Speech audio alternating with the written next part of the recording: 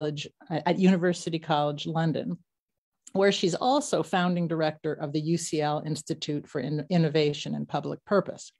So we have 30 minutes for this press briefing, which is really going to focus on the Economic Council's new financing brief. And the timing of the brief is quite important as we have the G20 meeting coming up later this week. Following the remarks from Dr. Tedros and Professor Mazzucato, we'll have time for some media questions.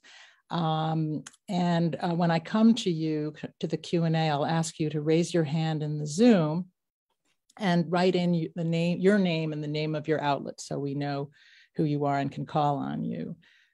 We will be taking questions on the council and the brief. If you have unrelated questions, we have a presser planned later this week on broader COVID topics, and you can ask unrelated questions at that time. So without further ado, Dr. Tedros, the floor is yours. Thank you. Thank you, Gabi. Dear colleagues and friends, today, I'm pleased to join you for the presentation of the second policy brief by the WHO Council on the Economic of Health for All.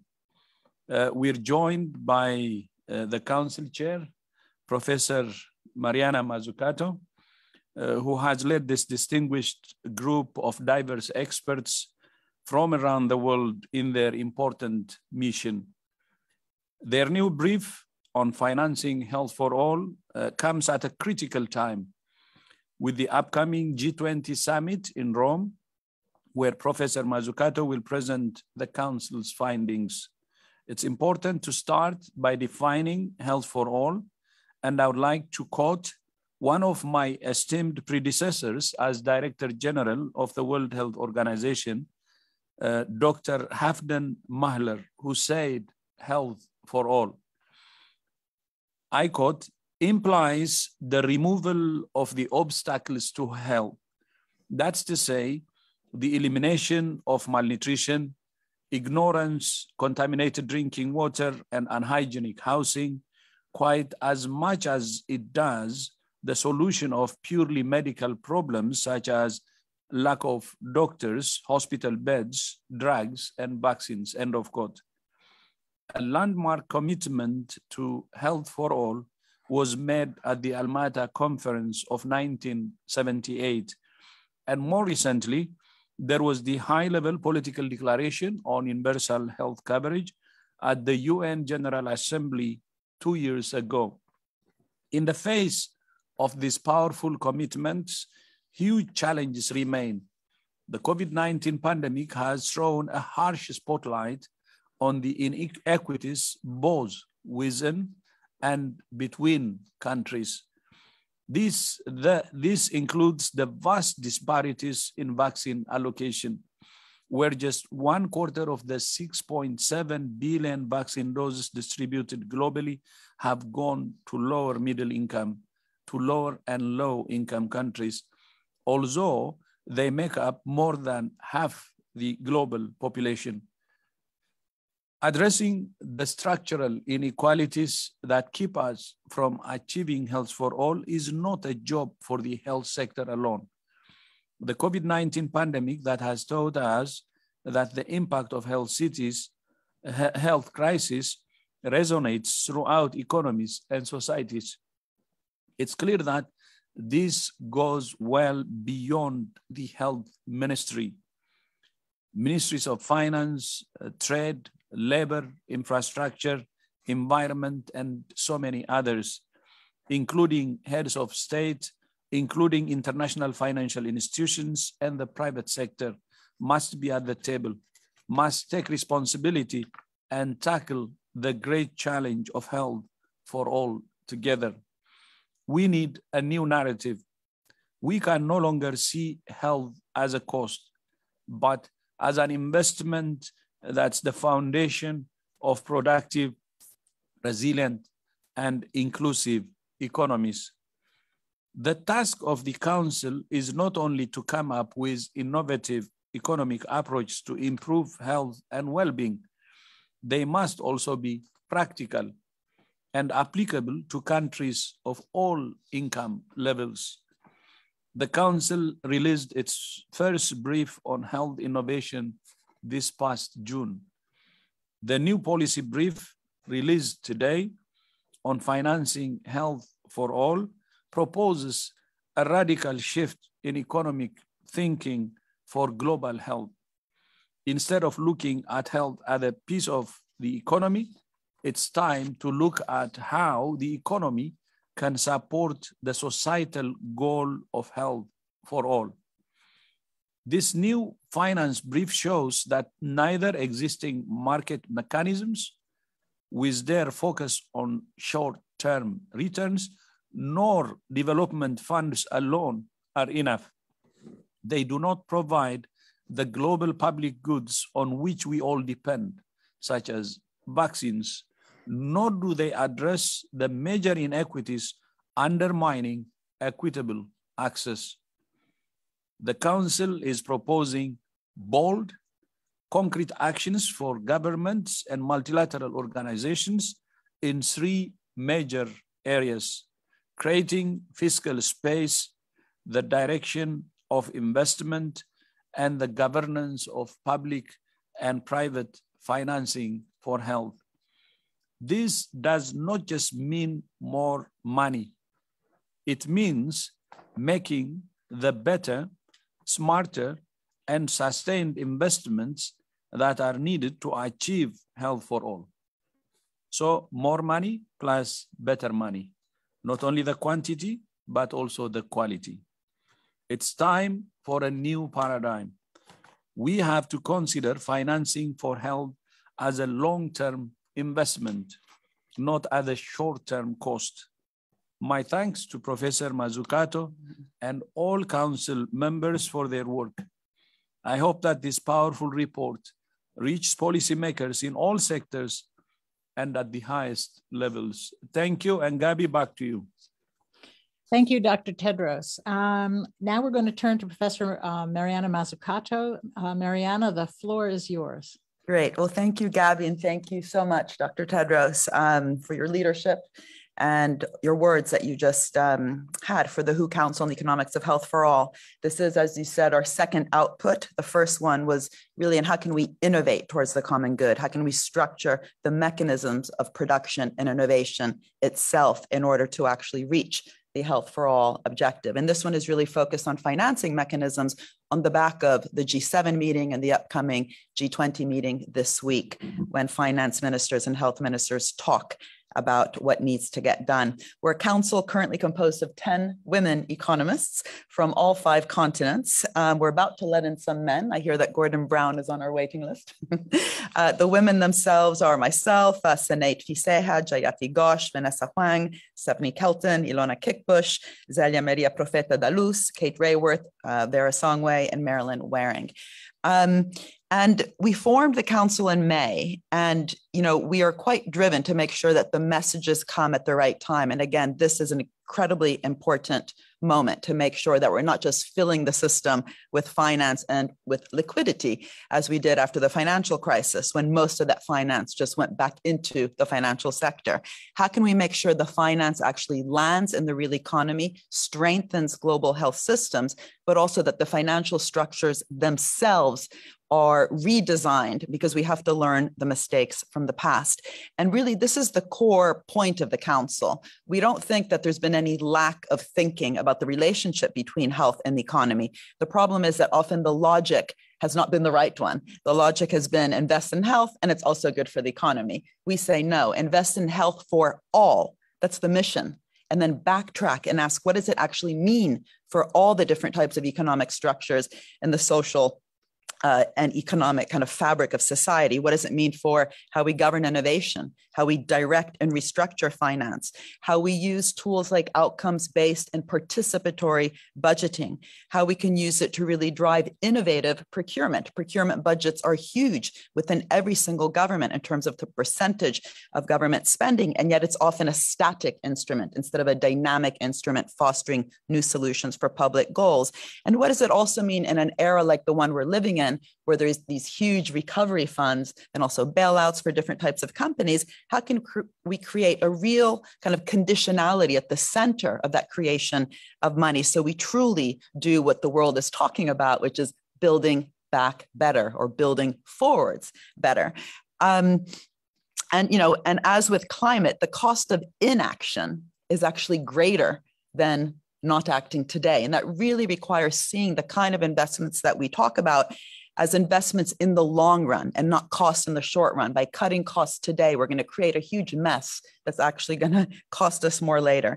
And so what does it actually mean to build back better? Well, one of the things that we're very clear on in this moment, where there is a call for more finance, is that we really, as Dr. Tedros already highlighted, have to be careful. We have to better understand how the current structure of the financial system and of the economic system got us into this mess in the first place, including also the climate crisis, the health crisis, the financial crisis. And, on that, however, we should also be pushing for more finance. We're not just going to say that we need better finance, but on the more finance, it's very important to listen to the G20 report of the high-level independent panel, which currently is calling for an investment in pandemic preparedness as a global public good. Such an important concept. I'll repeat it, a global public good. And they call for a minimum commitment from governments for pandemic prevention and preparedness to be at least $75 billion over the next 5 years, in addition to, not instead of, existing development support via ODA. Now, what our council says is yes, yes, yes, we have to increase the finance. We have been starving global health systems. However, we have to do it in new terms. Finance and financial structures are not neutral. They're not just greasing the world, of commerce. How we structure the financial systems and the public-private partnerships actually matter, and they affect the direction where the finance actually goes and also the outcomes. And so we really believe that the existing paradigm of economic thinking itself needs to change. This is why we brought together these amazing women, many of which are actually professors of economics, to really ask what is the new economic thinking that also needs to be underpinning better economic policy.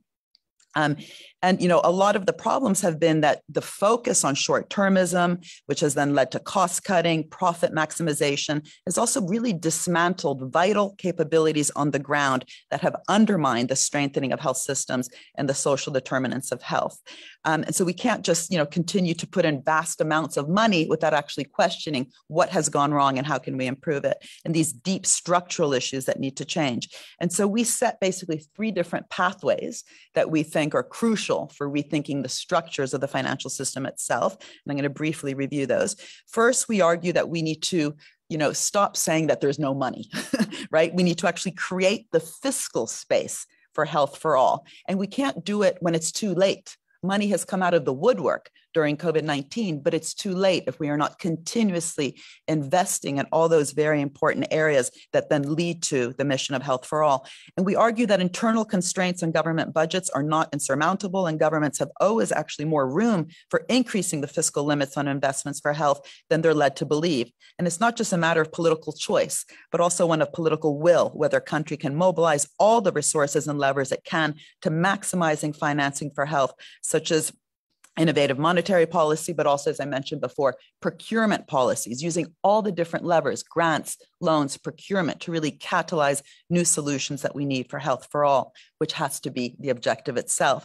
And the bottom line is that countries must reverse the harmful effects of an austerity approach to public administration and public finance reforms. And it's quite interesting, if you look around the world, the countries that have fared better have also fared better. If you look at, for example, Kerala, a region in India, did better based on those investments that it made within its public administration. And there's indeed an external constraints, almost false constraints that have been imposed on governments' fiscal spaces, often by, and let's call it out, multilateral organizations like the IMF and the World Bank. And actually, the IMF has put out some very important writings in recent years saying actually austerity didn't work. And it itself has to change in terms of what kind of conditions it puts on the loan. So let's remember that kind of mea culpa call that we've seen in recent years with some very important papers that have come out of the IMF. The rules of the game are a product of what is often called the Washington Consensus.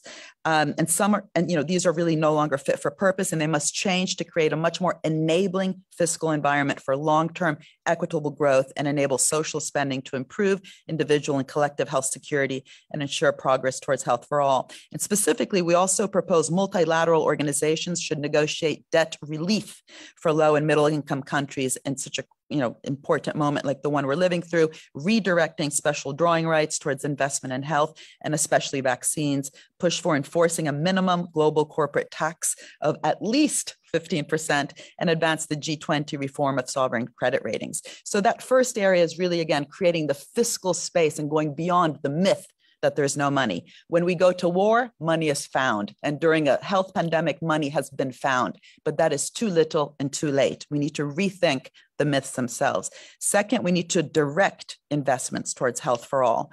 To reorient economic activities around health, we need to forge symbiotic public-private relationships. We need business, we need public actors, we need philanthropies, but they need to work together in a different way. And a way to do that is really to bring together some conditionalities at the core of a new social contract. So conditionalities, incentives, and regulations which have the objectives themselves at the core. And this can be done by redesigning the terms and the conditions, structuring contracts, grants, transfers, loans, and partnerships between public and private actors. And what we focus on also in the first brief on innovation is that this point is particularly important in health innovation, precisely because the public sector puts in so much of the money, especially in the early stage when it's more risky and more capital intensive, uncertain.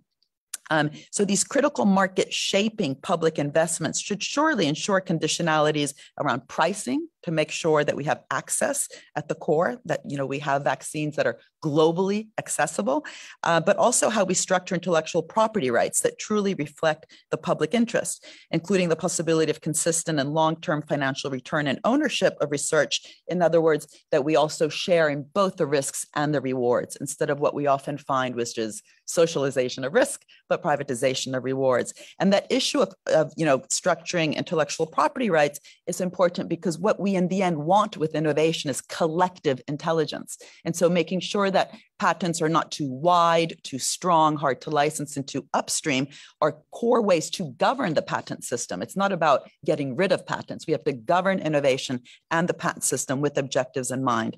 And more broadly, we need to shape a conducive regulatory, tax, industrial, and economic policy environment and create a normative framework to crowd in all sorts of different sources of finance at the same time, ensuring that we get the greatest multiplier effect, the greatest impact on health for all. And only a truly global end-to-end health innovation platform governed collectively and shifting from a model where innovation is left to the market to a model aimed at delivering global common goods, again, a very important word, that has also been used by the independent G20 panel. And third and lastly, we say that we need to govern public and private finance for health for all. Private finance has been an important source of financing for health products and services, but we need better regulations of private finance to help to ensure that health markets are better aligned with public health imperatives, including universal access to good quality provision, prevent excessive charges and rent extraction through monopolies, and as already discussed, setting intellectual property rules that do not inhibit critical access and innovation,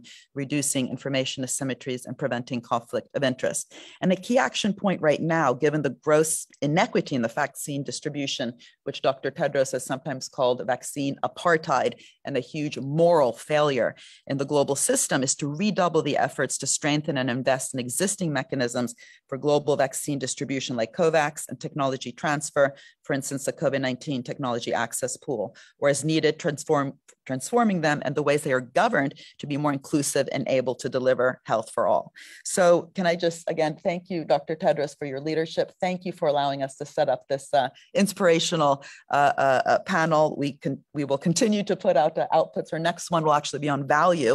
And it's quite important right now that while we have these calls by the IMF, the World Bank, the G20 and the G7 for increased financing for pandemic preparedness and response, we have to constantly remind ourselves that more money is important, but it's not enough if we are to change the underlying economic thinking, policies, and inequalities that keep getting us from one crisis to another.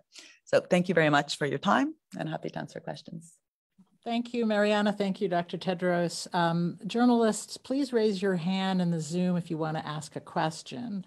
And again, put your name and the name of your news outlet. We have a few minutes left. And while we're waiting for hands to be raised, I'm going to ask you, both of you, or whichever of you would like to take the question, a question that really reflects a lot of discussion in media and in social media, which is, during the pandemic, there has been, as you alluded to, very relatively little progress in equity and financing issues along the lines of what the Council is proposing. And the brief that you've summarized is very idealistic, and it proposes really transformative steps. But given the fact that the market economy is so deeply embedded in most powerful nations, is a radical re-engineering really possible? Don't you think that after the pandemic, capitalist societies and most powerful private and public sector leaders and players will just go back to their old ways, will revert to the same old, and the new social contract you propose will just be left behind?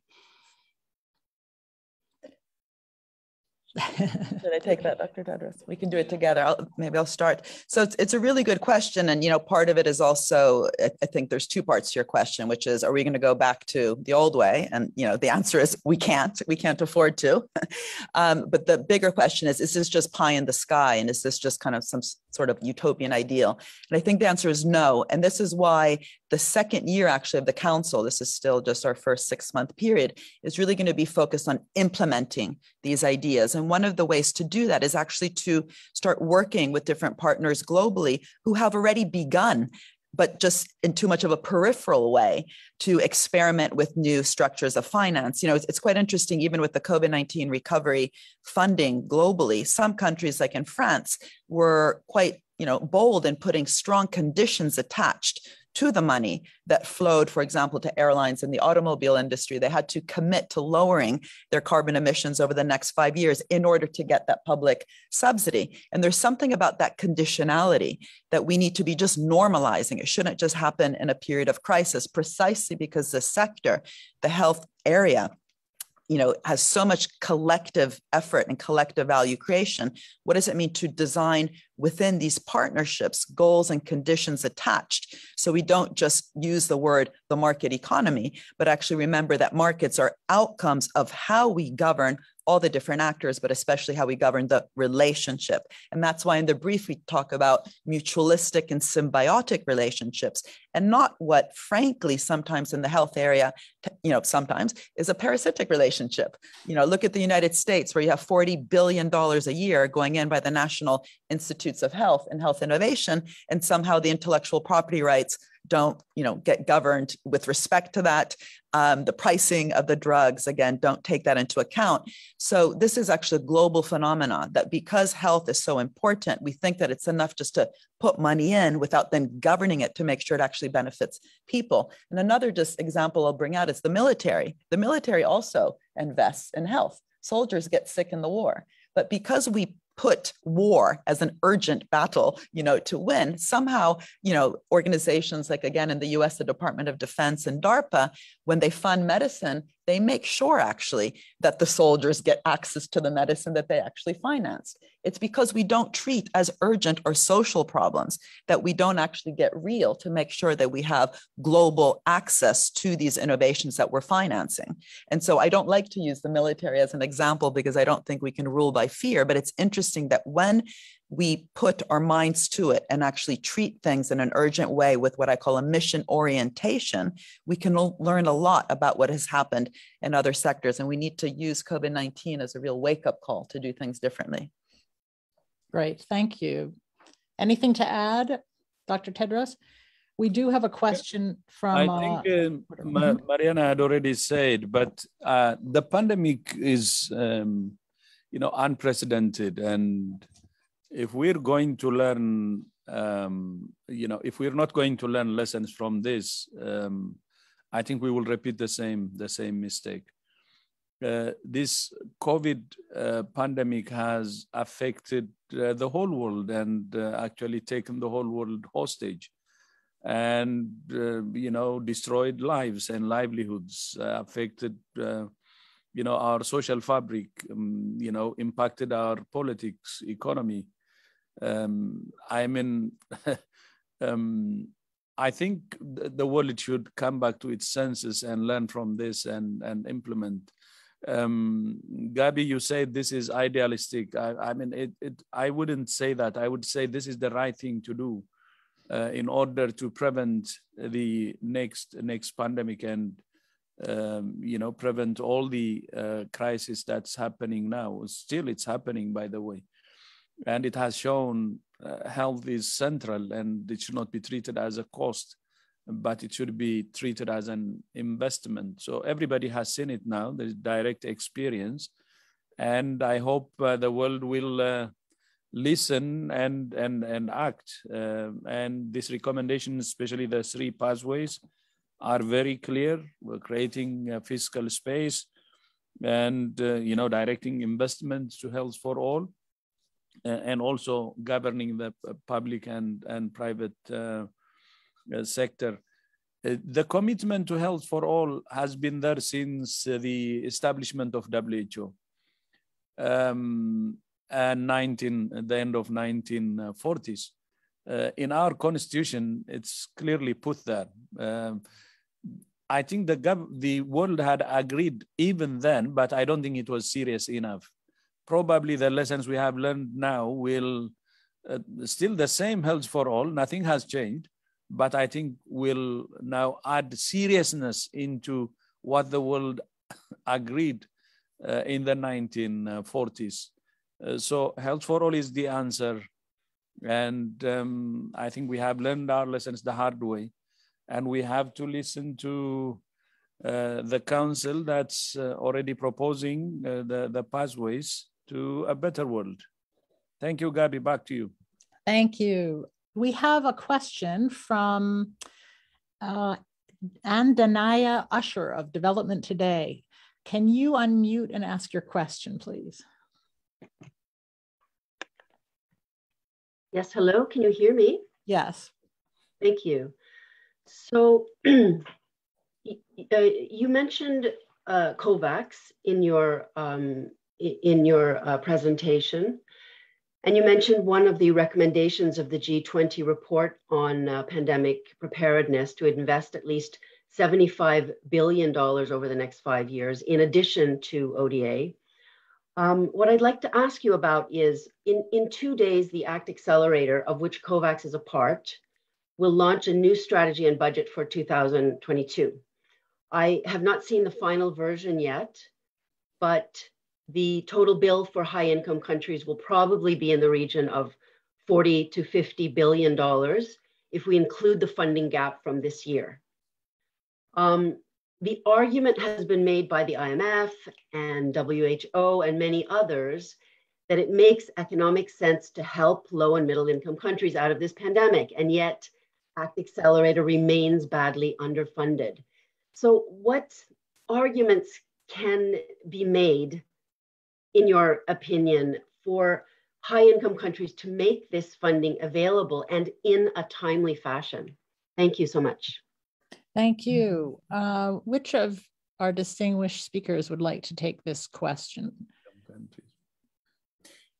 I mean, I think you gave the answer in your very eloquent question, which is that, of course, the high-income countries have to be helping the low-income countries. One of the things that we talk about in both briefs is that we also need to, at least in the long run, better understand why it is that the capacity on the ground in the low-income countries has become so weak. How can we actually change the business models, the way we innovate and create industrial capacity globally, precisely so we have to rely less on charity in moments like these. And so even though immediately we need solidarity and we need the high-income countries to do exactly what Dr. Tedros set out in his early remarks, I think in the long run, we have to realize that this, donor mentality is actually part of the problem, and that lots of the conditionalities that were set in the past on the loans provided to developing countries precisely made them weaker, actually. And, they weren't allowed actually to create that kind of fiscal space that we highlight as the first key kind of pillar. And so over time, because this will not be the last pandemic, as the permafrost melts, apparently there's going to be all sorts of other viruses that come about. So, climate change and this health crisis are really interlinked, unfortunately. So we have to be better prepared, and that preparedness needs to be a long run preparedness that really is built on the ability to have a distributed, manufacturing capacity and industrial capacity globally. And, focusing on the continent of Africa, I think is going to be extremely important in that light. And that is why we call out things like the Washington Consensus conditionalities that actually led to that weaker global system in the first place. So I would say that your recommendation is exactly the right one. And it, again, echoes what Dr. Tedros mentioned in the beginning, but it's not enough itself. Otherwise, we will constantly have to rely on someone filling the gap and a donor type mentality, which unfortunately doesn't actually make the global economic system stronger in a distributed way. Yeah, thank you. I think it's covered, but just one dimension. I mean, we were discussing about the ACT-A financing plus, the G20, be 25 billion or 50 billion US dollars. And I think the world knows also how much money it's spending on austerity, trillions. And some finance ministers said what ACT-A is asking is actually a rounding error for many countries. So, 75 billion for 5 years is really small, not really big comparing it to the austerity funding, which we see in especially high-income countries. So is it because of lack of money? I don't think so. It's not. Then what it is? I think many colleagues during this World Health Summit has been saying it. Yesterday also we had a meeting. It's lack of commitment. There is no real commitment to really act. Based on the recommendations, implement and then get the necessary result that we're expecting. It's actually very disappointing that the ACT-A is not fully financed because as the ministers of finance said, it's a rounding error, the amount of money which is being asked. And collectively for those who have the resources, it's actually even small because no one is expecting the funding to come from one country or two or three countries. It's from all that can afford to contribute, especially the high-income countries. It's again, if there is a commitment, real commitment, there is a way. Because you asked me, how can they finance? What are the mechanisms? A mechanism is not an issue. There are mechanisms that you can use to finance. The problem is the lack of willingness and commitment to act, or low commitment to act. We have, as you said, our presser on Thursday. When we launch the strategy, we can discuss the same thing again if you're joining. Thank you. We have Two more questions and then we'll wrap up. One is a written question from Gustavo Capdevila of Interpress Service. And he asks to you, Mariana, what do you specifically refer to when you mention, quote, artificial constraints imposed by outdated economic assumptions, end quote? Well, sorry, were you finished, Gabby? Yes. This idea that government budgets are the same things as household budgets. You know, a household, if it gets into debt, it must pay back that debt or it will go bankrupt. That is not the same thing as a government budget. Governments do, especially those with sovereign currencies, they have the ability to create a finance, but you know, it's more than just the kind of, you know, activities through bond markets. It's also the point that if you can then create a multiplier effect, which is really what we talk about, the need to have ambitious, bold public policies that are mission oriented, that increase also the expectations in the business community of where future opportunities lie, but with strong conditions attached to make sure there's a common goal that has a multiplicative power of creating finance that, of course, again, households don't have. And so this confusion between government budgets and household budgets is what I'm referring to, that creates this false idea that there's no money, that you actually have to, you know, say, raise taxes, which of course is important. We should have a progressive taxation system, but the actual constraint is often the lack of imagination of what to finance in the first place. This is why it's important to go back to, you know, Roosevelt's New Deal and the Green Deal that has been talked about today, and really to focus a lot also on the word the deal, but really to remember something that Roosevelt talked about, which we talked about, Dr. Tedros, and a meeting recently, which is the need to experiment and to try. Roosevelt often talked about just try something for God's sake. And so what are, you know, like this is really what both our briefs so far try to do, which is to reimagine a different way to structure our economy with health for all goals attached to it, which can foster new types of public-private partnerships, which then galvanize more finance towards really important goals around the social and economic determinants of health, as opposed to always pretending that there's no money and then actually money comes again out of the woodwork, lots of it during crisis when it's too late, because, you know, this crisis ended up being much, much worse than it had to be because we didn't properly finance our global health systems. Thank you. We have a question, and our last question, because we are beyond time, is from Elaine Fletcher, Health Policy Watch. Elaine, can you unmute yourself, please? Yes, thanks. As Gabby mentioned, this is a very far-reaching brief, and a lot of it could be considered rather pie in the sky. So my question would be, as this is coming out just ahead of the G20 meeting, what would be the 3 top asks that you'd like to put to the G20 around these issues? What would you like to see in their final statement? And I'm wondering if this also revolves around the issues of debt relief and special drawing rights, which we haven't heard much elaboration about. I think maybe closing the circle a little more tightly to the health issue on those questions would be good to, you know, be a good connection to make. Sure. Thanks, Elaine. Yeah, over to you, Mariana.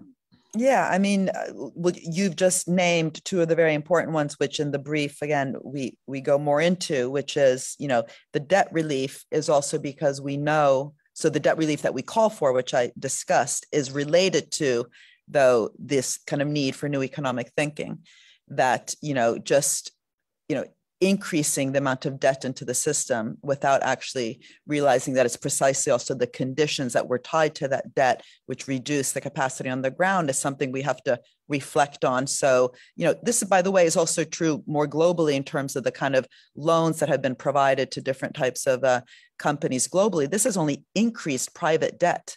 You know, and the ratio of private debt to disposable income right now globally is back to the level it was with the financial crisis. So the mechanisms themselves that are often used in moments like these to, you know, try to get out of the crisis just start laying the groundwork for the next crisis. So, you know, that's a bigger point, but it's a very important point because unfortunately what we're seeing in many different countries is an increase in private debt. But in terms of the public debt, we call for debt relief precisely so this fiscal space in such a crucial moment can be created. And we make very specific points around that. In terms of SDRs, do you want to mention something like that? No? I mean, being able to actually direct the SDRs that are created by, these large lateral institutions is very important. I mean, this point that we need to be directing the finance towards particular objectives is crucial, because otherwise you have SDRs, which in theory are there to help lower income countries.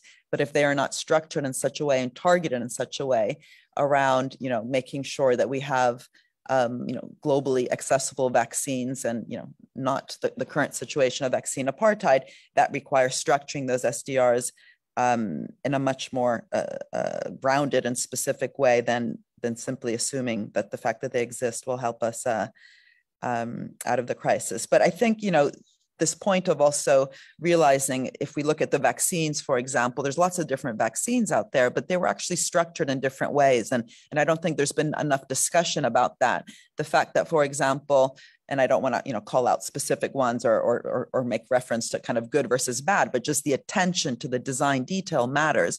And we need to make sure we're learning from the positive experiences. The fact that the AstraZeneca vaccine, for example, represented actually strong negotiation between the public researchers at Oxford University and the company on keeping costs low and making sure that we didn't have storage systems that just made them inefficient in hot countries, but also that the IPR was much weaker and so on. These are all lessons that we should be learning from in terms of going forwards, what works, what doesn't.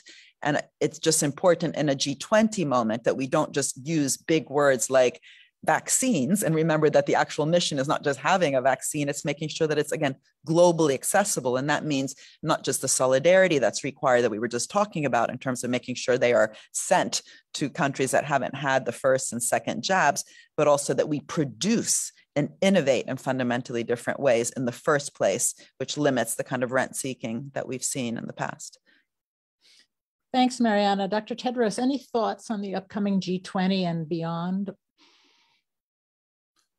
Yeah, on the G20, of course, we have to focus on ending this pandemic. So the one focus area should be on how to finance the vaccination targets. We have to vaccinate the world. The target is 40% by the end of this year and 70% by middle next year, each and every country. So G20's commitment to this will be very important. If we cannot be serious about ending the pandemic and at least financing the vaccination campaign, I don't think anybody will trust us if we commit about the future, or investments about preparedness for the future. If we are serious, we start from doing this immediate need or fulfilling this immediate need. So that would be, commitment, real commitment to that, to achieve the 40% by the end of this year and 70% by middle will be crucial and should be the focus. Of course, in addition to that, discussions on pandemic for the future, pandemic treaty, and agreement on pandemic treaty or pandemic agreement will be very important. And then, of course, the centrality of health is now clear. Investment in emergency preparedness, investment in health system in general, commitment to health for all as per this brief will be very, very important. And of course, agreeing or committing to financing those. And one thing that's put forward specifically again is the recommendation from a high-level panel organized by the G20 countries that came up with a set of recommendations and to form a health and finance board which can mobilize resources to fund pandemic preparedness and response. This is a very good idea, and WHO supports this fully. And I hope the G20 countries can agree on this, proposal. I had many rounds of discussions with the panel of experts, and we're convinced that this could be a good support to global health in general, and also to emergency preparedness and response in particular. So I think these are the areas among others. But if you ask me in terms of immediate, it's the vaccine now, finance and achieve the targets, and the pandemic, open the world, that's one.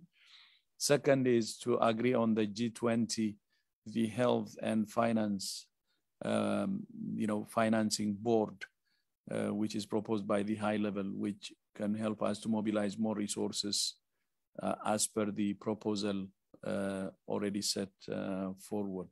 These two could be at the center, and of course the rest of what we have discussed, but the two will show if there is real commitment there, because these are the immediate. Do them today and show that you're serious is the issue. Thank you. Thanks, Dr. Tedros. Thank you, Professor Mazzucato. To quote you, Dr. Tedros, if not now, when? So with that, I'll wrap up the press conference. To reporters who joined, thank you. We will send you via email the audio file from this presser later today. There is a session at the World Health Summit in Berlin on the Council for the Economics of Health for All, which will be live streamed, which our two distinguished speakers will join, and other VIPs. Hope you can tune into that, which we will also be live streaming on our accounts. And last but not least, we will have a press conference on Thursday. And as Dr. Tedros and one of our reporters from Development Today indicated, ACT Accelerator will be a topic of conversation at that time. So see you there. Thank you again, and goodbye, and have a great day. Thank you. Thank you. Okay. Bella. Bella.